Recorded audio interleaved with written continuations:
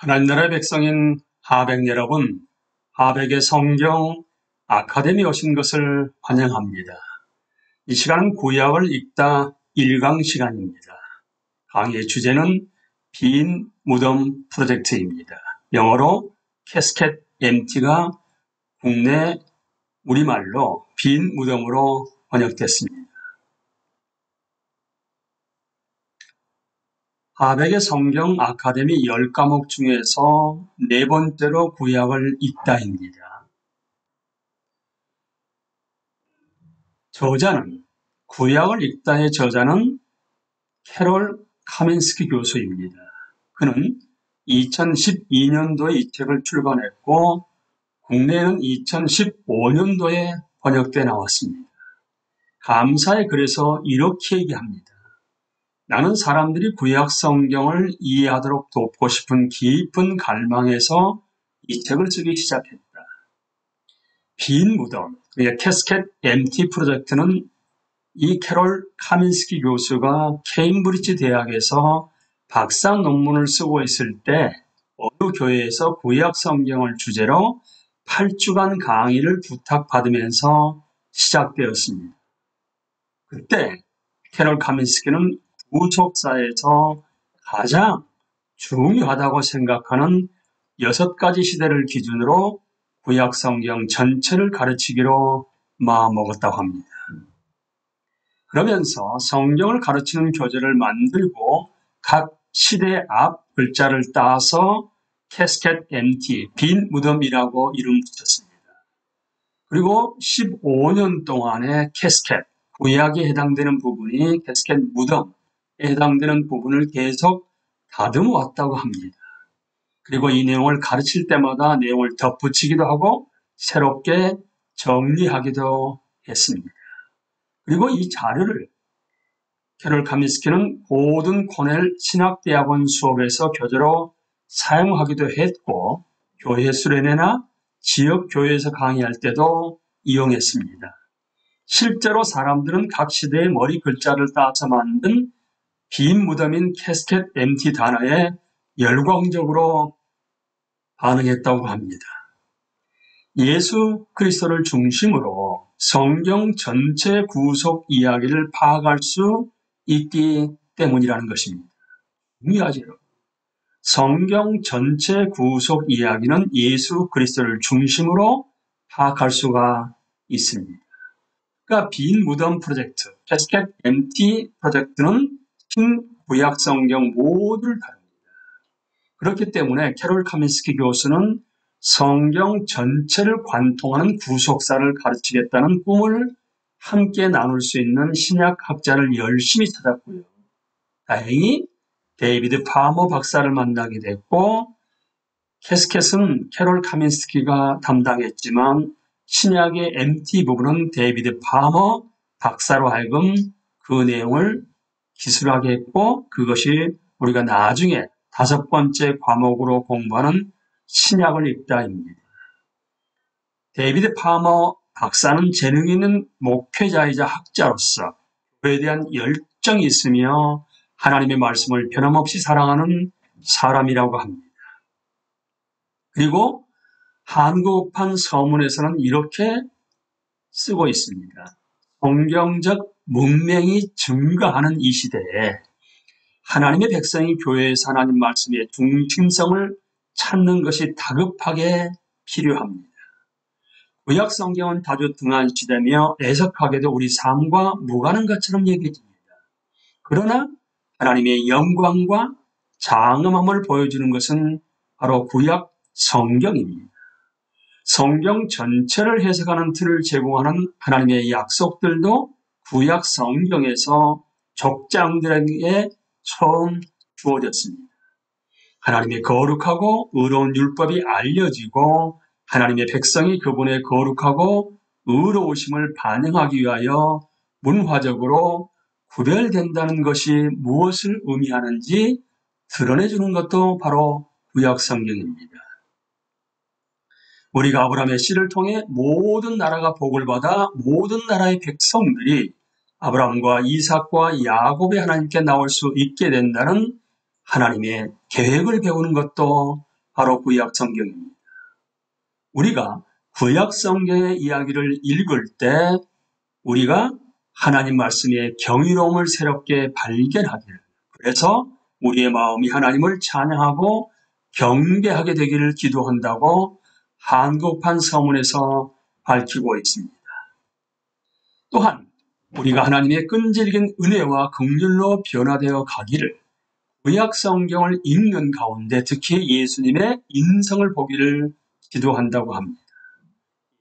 죽으심과 부활하심은 하나님의 구속 계획의 정점입니다. 하나님의 말씀을 읽고 연구하는 우리에게 하나님께서 복 주시기를 바랍니다라고 캐롤 카민스키는 서문에서 밝히고 있습니다. 이제 들어가는 글입니다.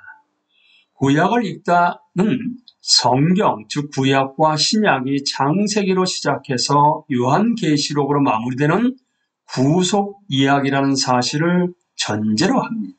다시 한번 여러분, 구약 성경은 구속 이야기라는 사실을 전제로 해서 창세기로 시작해서 요한계시록에 마무리되는까지 펼쳐지고 있다는 것입니다.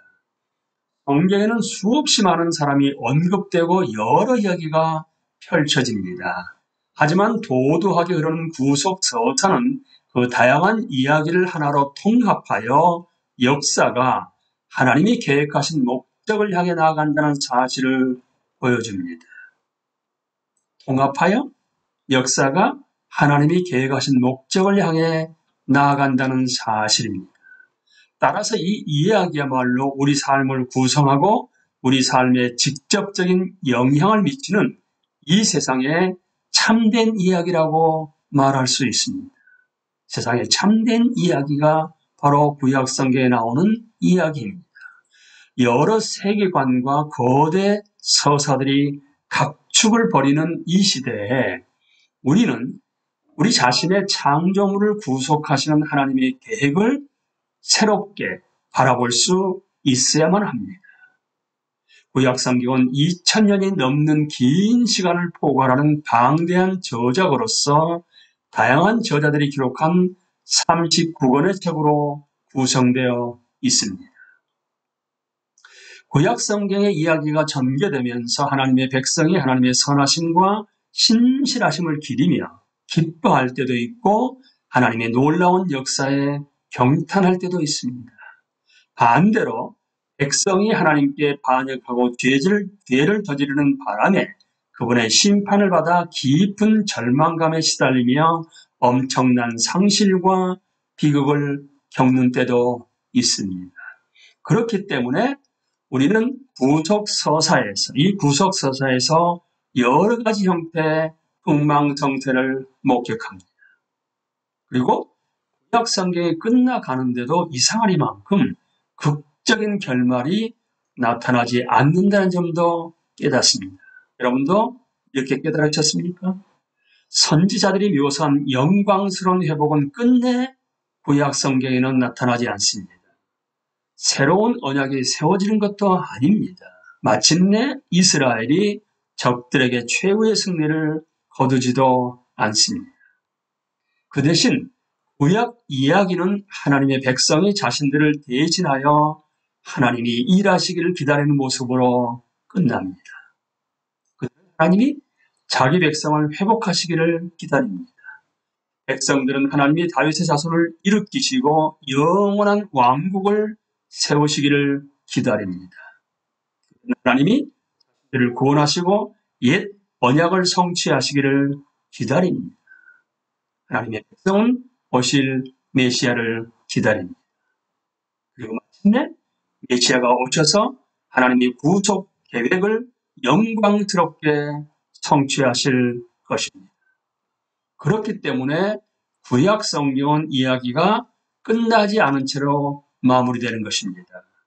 그 줄거리는 신약 성경에 그대로 이어지고 하나님이 그 선조들에게 주신 약속을 따라 자기 백성을 위해 일하실 것입니다.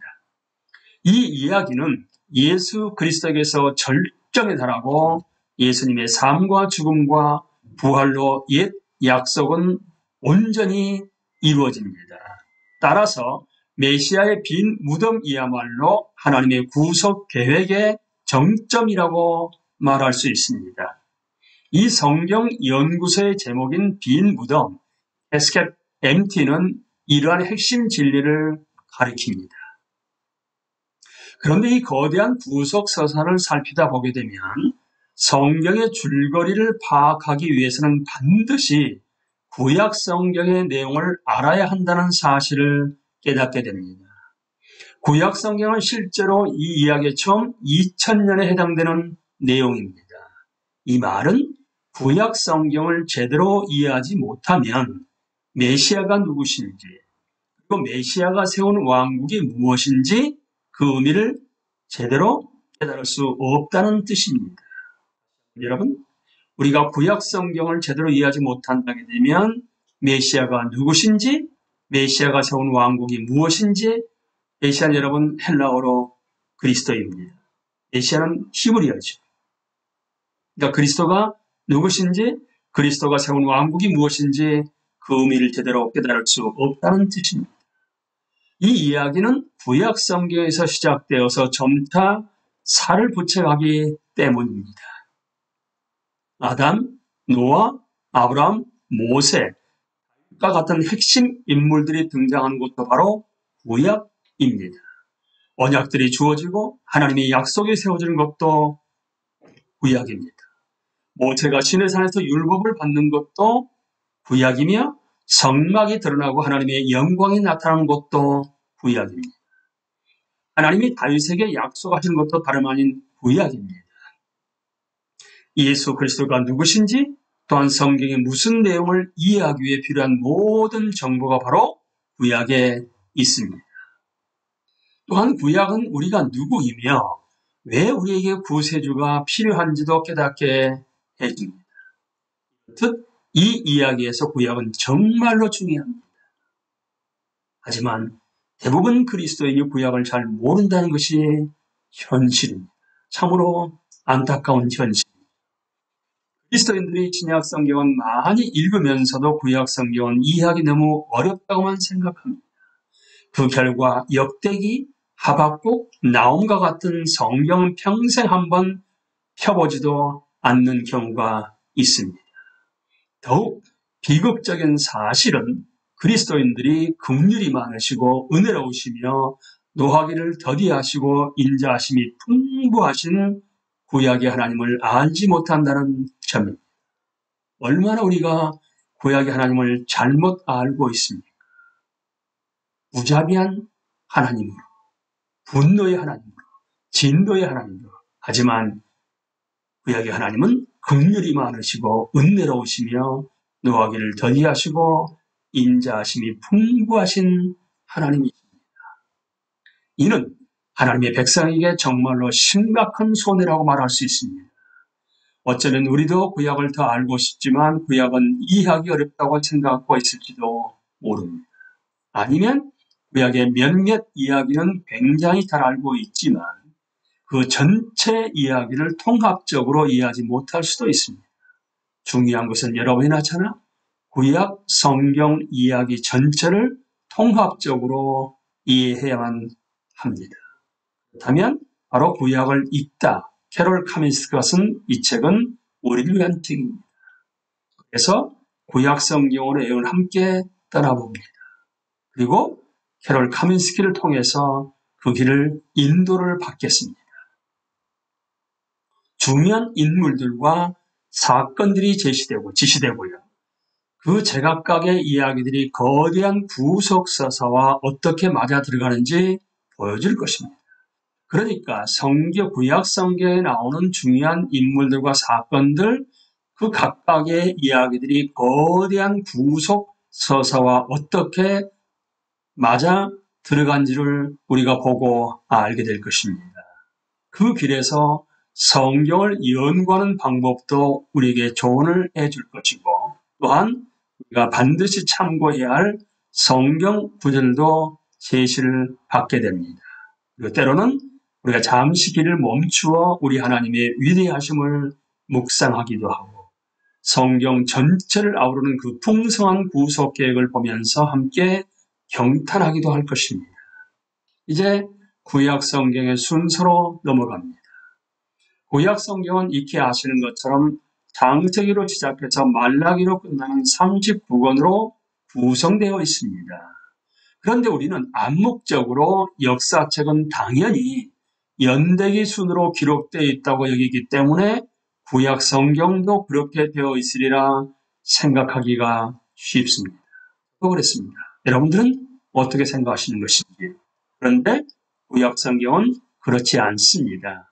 구약을 이해하기 어려운 이유 중 하나는 성경 39권 중에서 꽤 많은 부분이 시간의 흐름을 따르지 않는다는 점입니다. 무슨 말일까요? 이것은 우리가 성경 목차를 펴보고 하나하나 깨달아 알아갈 수가 있습니다. 우리가 39권의 첫 12권은 이런 순서로 되어 있지요. 모세오경이 창세기, 출애굽기, 레위기, 민수기, 신명기입니다. 그에 이어서 여호수아, 사사기, 룻기, 사무엘, 상하, 열왕기, 상하 12권입니다. 이 성경들은 구약에서 시간 순서를 따라 기록된 몇 안 되는 책들입니다. 그러니까 39권 중에서 12권, 나머지 27권은 시간에 따라서, 시간 순서에 따라서 기록된 성경이 사실상 아니라는 얘기입니다.